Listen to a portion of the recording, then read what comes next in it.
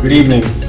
Tonight is July 18th, and it is a meeting of the Lake Street Committee. We do have a quorum, Mr. Daggett, Mr. Copper, and myself. Is there a motion to call the meeting to order? Motion. Is there a second? Second. All those in favor? Aye. Motion carries. Okay, looking at the agenda, we've got a number of items that we want to talk about regarding Lake Street. But first and foremost, just want to make sure people are fully aware of what is taking place at Lake Street. There was a substantial amount of work that was done in the spring.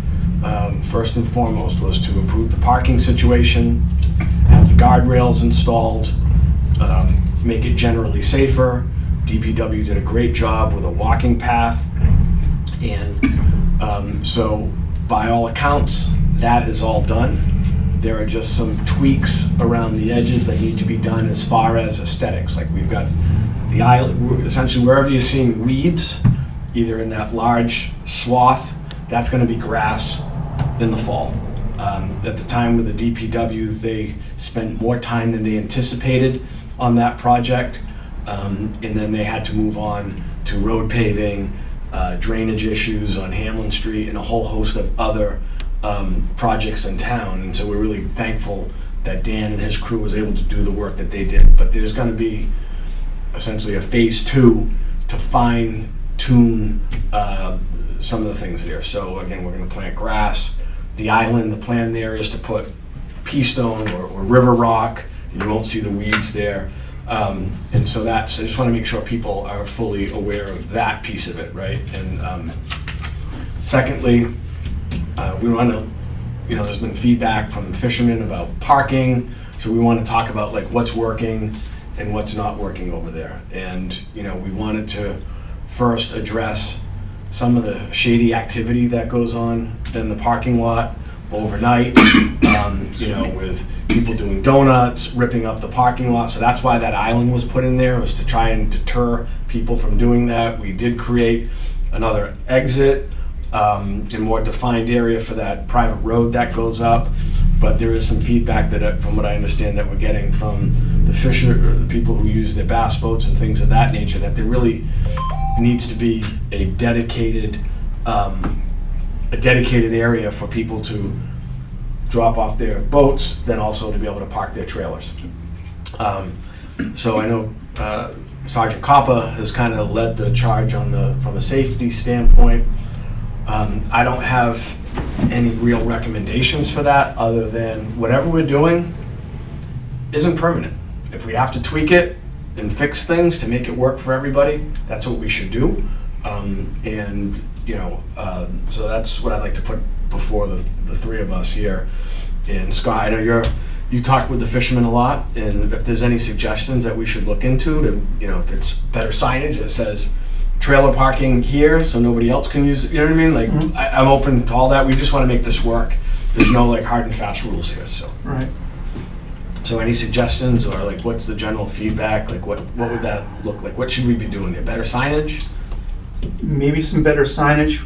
Eventually we may have to reconfigure the Cape Cod berms, or the berms that are out there. Okay. And then might have to reconfigure the parking to kind of get a balance between car parking and automobile and trailer parking. Okay. I mean, at most I've seen maybe 3 cars and trailers parked there, and it does get a little tight. Right. So we may just have to tweak it a little bit, see if we can get something that's more manageable. Right. Some feedback that I've gotten, there's one group of fishermen usually hold a small tournament there once or twice a year, and they were pretty much turned away because they didn't have enough room to be able to park their vehicles with their john boat trailers. Okay. You figure a john boat is anywhere from 10 to 14 feet long. It was just, they weren't happy when they saw the parking island there, because their feedback was, well, it used to be such a large open space, it was much easier to be able to find places to park. Okay.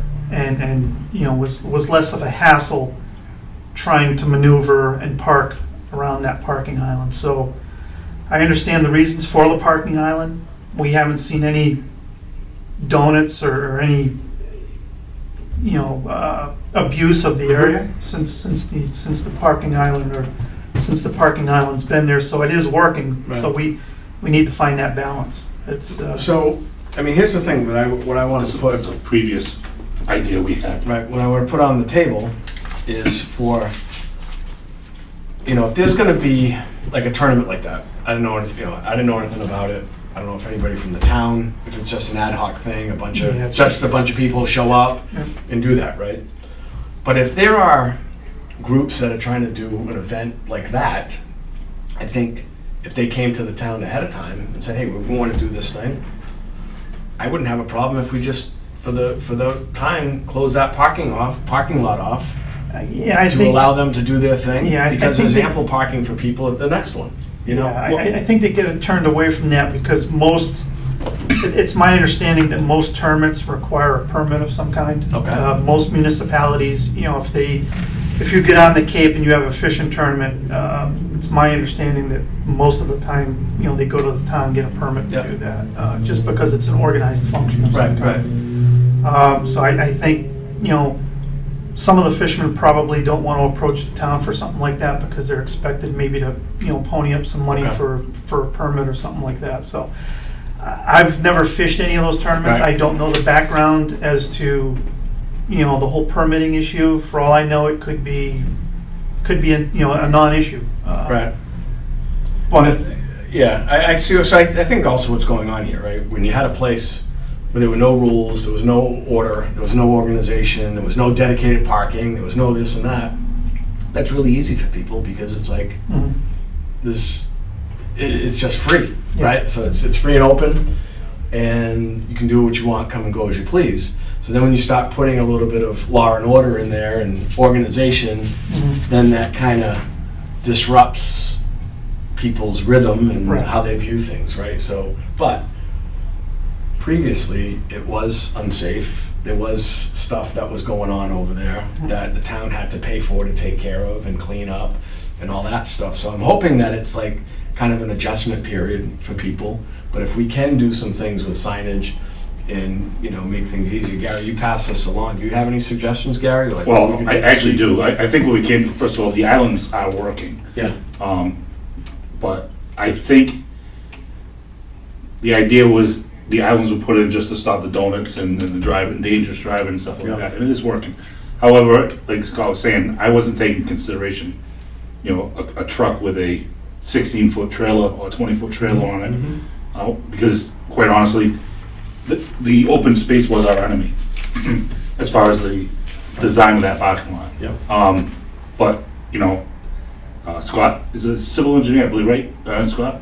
If he wants to take a look at this and we can work together on it, try to figure out something. I mean, there are other ways to skin the cat. Yeah, and that's the whole point of the committee, right, is that we want to be, this doesn't have to be, it's our way or the highway. Yeah. Right, so if the fishermen who spoke with you, if they want to meet down there and say, hey, this might be better, whatever. Yeah.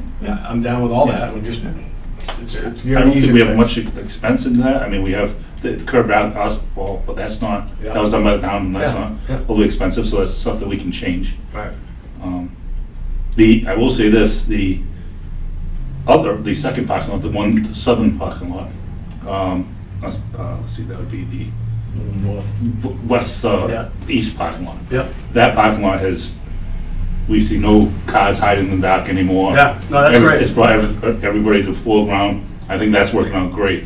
But, and the fishermen that use that parking lot are only using for Yep. across the street. I haven't heard any complaints about that one at all, I think No. if anything, I've heard positive feedback that people can park their car right in front, now with the crosswalks, they feel a little more comfortable walking along that path, so I think if we can reach out to the fishermen, get some feedback on what the tweaks Yeah. might be, No. I think those are easy fixes. Yeah, as far as I'm I concerned. have a few friends I could reach out to. Okay. Could give some. And it could very well be saying, look, this area dedicated The trailers. for trailers. Yeah. Trailers only, right? And we don't need 10 parking No. spots. No. There's not Yeah, that many 3 or trailers. 4 or whatever, right? I think at any one time, I've seen maybe 3 boats. Right, I think that's fine. Yeah. Okay. So that's easy. I guess we can have a, I don't know, motion to have Scott and Gary look at a plan, and come back with a recommendation to the Sure. committee. Is that Brad? Yeah. Hey, how's it going? Thank you. Grab a seat. I didn't know how to get here. I was Okay. like, in this building. I was No worries, somewhere else. no worries. We were just talking about the parking situation, you know, with some of the boaters and fishermen there, and, you know, it seems like we've maybe have choked off a little bit of the, you know, for their trailers and things like that, so we're Mhm. gonna revisit that. But I wanted to get a sense, actually, I'm glad you're here, because you're our primary customer over there, and just want to get a sense from you, is there, you know, with the, if people aren't making their way up No, up your no, street, there's been no issues at all. and some of the, you know, what we did put in there seems to have maybe been a little bit more of a benefit. Yeah, I think it looks awesome. Okay, It looks really good. good. All right. I just see what you mean though with like the tight turns. Like I can Yeah. see like if people try to go in or out with that little entrance you guys made, I do see like trailer marks going like over the curbs because Got it. like it is definitely a little. Okay, so Type maybe of we just trailers. gotta maybe widen it, or do something. It's all, Yeah. it's very easy fixes. Make it on the entrance. Good. Yeah, just widen it. Okay, let's get to the big issue that people are really concerned about is the state of the weeds and the algae and what's going on. You know, I know the Conservation Commission, Solitude was there, and I don't want to make this like a federal case or turn this into a big, like, you know, more of an issue than it needs to be. You know, we went forward with what we thought was a reasonable plan. We had done our research. We worked with the firm Solitude, which has done this in other communities. But I think the wrinkle is we've got a lot of cranberry growers that rely on the water as a source of, you know, for their business. And whether Solitude says that they are 100% safe, whatever, I think it's important for us to revisit, because I know I wouldn't want it on my watch if something went wrong. And that's not the point of the, you know, of doing this project, right? Is that, so, given the fact that the herbicide is controversial, and I have spoken with others who have looked at that method, and they ran into some of the same issues as well. Most notably Long Pond, there's a Long Pond Association in Lakeville. There were concerns about treating their weeds, and they were on the same path as us. They thought it was the proper way to go. There were some concerns that were raised about it making its way into the water source, the City of New Bedford's water source, so they decided to pump the brakes on that, and are now looking at more of a, I guess they call it hydro raking, or I think they're using eco harvesters. And so I think just to give the cranberry growers some peace of mind, especially coming onto this season, that we should, you know, move away from that method and pursue the eco harvester or the hydro raking or something along those lines that isn't relying on chemicals. And I think that'll address a lot of the issues that was brought up by the Conservation Commission.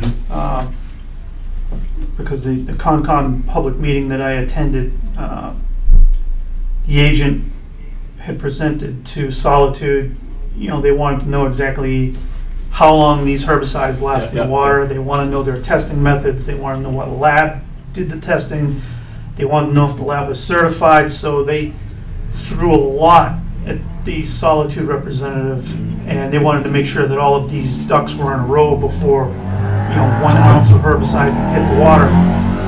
So I think if we put the herbicide aside and look into the hydro raking, that will address any of the issues that the Conservation Commission may have risen and, you know, brought to the forefront, and, you know, it'll make the cranberry growers happy, because then there won't be any chance whatsoever of any of these herbicides being on their berries, Right. you know, or any of their crops getting rejected, so. Yeah, and I appreciate the flexibility for that, because again, the last thing we want for this project to do is become a source of aggravation or concern for people. I'm a stubborn guy, but I'm not that stubborn, right? And so to have to, you know, the less we put on the Conservation Commission to have to decide, the better. I think they will be, and we will be. They've got enough on their plate. If there's any lesson learned in this thing, like to make sure it doesn't happen again, we've all known about this project for an awful long time. it would have been nice, it would nice to know 4 months ago, 5 months ago, that those were the concerns, because we could have worked to address those, not on the day that the thing's been brought up. And I would put that out there for any committee in town that's doing, whether it's the Board of Selectmen or whatever. If there's an opportunity to let people know in advance what concerns are, those should be put on the table early and often, not at the last minute.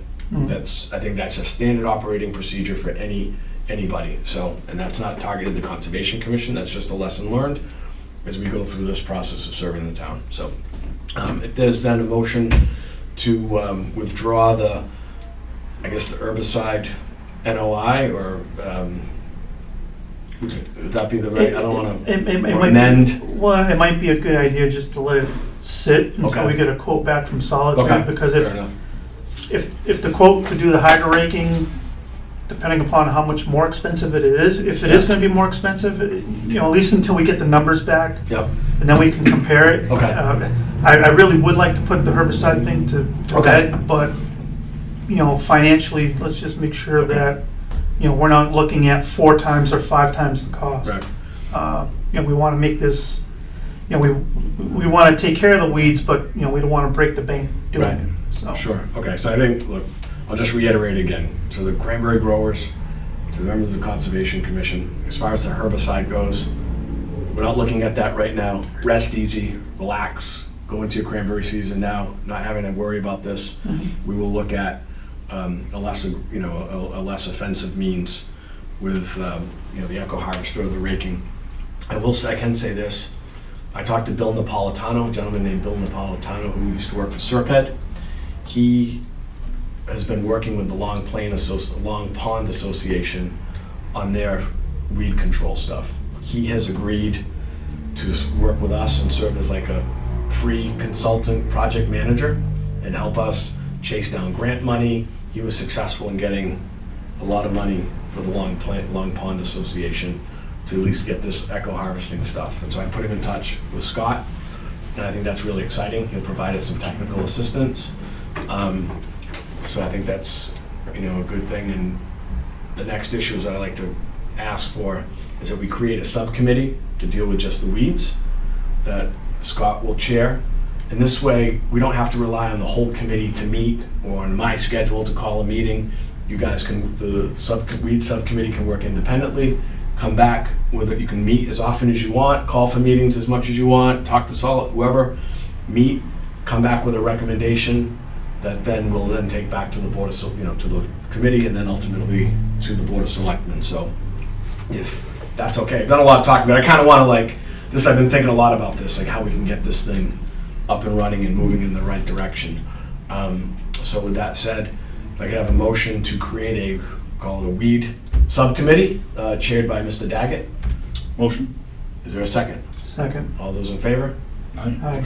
Motion carries. And so whoever wants to serve on that, it's Gary or Brad, if you want to do that, that'd be great. Or, Scott, you're the man. So if you want to reach out to other members of the committee, I will not micromanage that process. And So speaking of other members of the committee, I feel we need a little bit more participation from some of these other members. It's, continually, it's the core of us, the 3 of us are always typically here. And I know Jamie sometimes is... And a lot of behind the scenes work too. I think we need to make it more transparent so that each of us know exactly what the other person is doing, so that we know what wheels are moving and in what direction. When I met with Jamie Kelly earlier in the week, and we had certain discussions concerning management of the ponds, who owns the dam that's at the south pond. Mr. Selectman Gaspar also sat in for part of that meeting, and he had some suggestions and concerns. So I think if we had a little bit more participation, even if we bring on some new members that want to show some interest. I know at one time we've had close to maybe 10 or 11 members when this thing first started, and now it's whittled down. Yeah, and that's something we should probably revisit, because when you have a big, we wanted to make it participatory, right? We didn't want to say no to anybody. But when you have a committee like that, then you run into issues of quorums, so maybe it should be a 5-person committee. And this way, all you need is 3 to be here, Yeah. to get a meeting off the ground, then you can create subcommittees, Mhm. and maybe that's the issue, right? So, Yeah. we can, I'll take that on. And also the other thing is, look, I'm sort of the de facto chairman of the committee, but as a selectman, I've got a lot of other things. I'm willing to step back from the leadership role, and if that, to somebody else to call the meeting, to get that moving, I have no problem doing that. This isn't like, has to be my show. I've always viewed my role is to go look for resources, cut through the red tape, go to town meeting, do that kind of stuff. But if somebody else, Scott, or somebody else wants to take on the, and get the committee really off and running, because quite frankly, this is one of like 10 things that I've got my sight lines on, as far as my overall role as a selectman. And I have no problem with that as well. So that's something I want to throw out there. If somebody else wants to get this thing up and running and call meetings and things like that, this way it gets the attention that it needs. Because I feel like I've probably been in the way of that. Because again, there's only so many hours in the day to do things. And so I would be more than happy to put that on the table. You don't have to make that decision now, but we can, put that out there. And that might get some other people involved. Like, hey, you know what? being a leadership role in this thing, that will incentivize people to get involved, Yeah. For full transparency too, like I haven't heard anything about this since the emails that come today. So like I didn't really have a chance to be more involved. I didn't hear anything. Ever since Yeah. our last meeting, I haven't heard a thing. So you know what? And Again, we met, we talked about the work that was being done, and then the next phase of it was the weeds, and that's been kind of running its own path, and that's why we met today, is just to kind of like regroup. Because it's really the weeds and putting the finishing touches on the project. I don't want to say it's done, but it's more than it becomes like a maintenance committee, Mhm. Well, the problem is, we said this from the beginning, if you don't take care of the weeds, the whole project is for naught. Right. I mean, the weeds are our priority one. We did do the parking lot, got our momentum going, but we really need to focus on these weeds. Okay. I mean, at the end of the day, that's what we're here for. Yep. And since we've had those improvements, I've seen a lot of people, probably 2 to 3, maybe even 4 times as many people that I used to see. Yeah, there's a lot of action going on over there, which is kind of cool. But now that Well, there's, problems too. well, but now that there's a lot of people there, there's also a lot of trash. Mhm. I saw a Facebook post the other day on all things Acushnet, and I had to call the guy out on it. He said, well, great job, Lake Street beautification. And I said, hey, hold on a minute, what are you doing to contribute?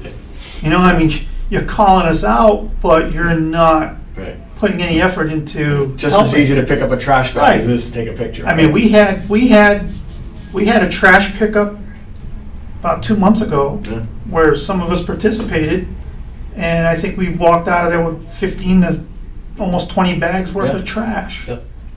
If we could do that on a somewhat regular basis, I think we could keep that under control. But for people to go on a public forum like Facebook and take a picture of it and try to put an ugly light on it, Right. as to what we're trying to do, Right. do something positive about it. Instead of taking a picture of it, grab a trash bag and, Fair enough. It's good. I think that's great. yeah. All right. I think those are pretty much the big issues, right? So creating the subcommittee, I think that'll give us something really to work on. And then we'll have to think town meetings in November, where we've spent all of our, we've gone through our funds. Although actually, take that back, because we had 39 grand set aside to do weed remediation, so. Which we still have. We still have. We got a few bucks here and there. So that's still there. So we're whole. But to put the finishing touches on this stuff, we'll probably have to go back in November with another article for CPC to do some of these other aesthetic things, and then also figure out if this is going to require some additional money if we're not able to chase some grants. So those would be the things. Town meeting, and then come back with a recommendation on the weeds, an alternative method other than the herbicides. Is that fair enough? Sounds fair. Okay, so we'll leave it up to the subcommittee then to call the next, if you guys wanna meet, you know, again, you don't need the whole group to do that. I think we need to find out who our members of the committee are gonna be. I'll ask Tanya You know, to send out a note. Because Yeah. if there's interest, there's interest, but there has to be Well, I participation. did get a text from Brian Doobie, who's a member, and just said he couldn't, unfortunately couldn't make it. And so we'll, you know, we'll send out a note to the committee again, just to see, you know, like, hey, we've got this weed subcommittee. That might be a hook to get people interested in, that you're the chair of, see who wants to serve on that. And that's, because that's really where the work's gonna be over the next month or two. Yeah, I think once that happens, then we have to start meeting a little bit more regularly. Yep. Yeah. You're talking November. Yep. It takes time to get all Right, that. we'll have to submit a CPC article, you know, so, okay. All right, anything else? All right. There's been some mentions by some of the people who live around the ponds, if these particular meetings are public. Yeah. I never knew if they were, I assumed they were. So, you know, as I start talking to some of the people around that area, I can inform them that, yeah, the Of course, meetings are absolutely. public and they can always attend, and, you know, if they have questions, they can always present them to us, and, you know, we'll answer them to the best of our abilities. The next time we do meet, there's a gentleman, Mr. Nato. Yep, Roger. Yep. And I've talked to him, he has extensive knowledge of the ponds and the history and this and that. I thought about inviting him tonight, but I wanted us to get this stuff squared away. But I think maybe for our next meeting, we should make a point, the next time we get together, whether it's, you know, the week, whatever it is, to make sure we invite Mr. Nato to come in. I think it'd be quite the education. Mhm. So, anyway. All right, anything else? We good? All right, is there a motion to adjourn? Motion. Second. All those in favor? Aye. Aye. Motion carries. All right.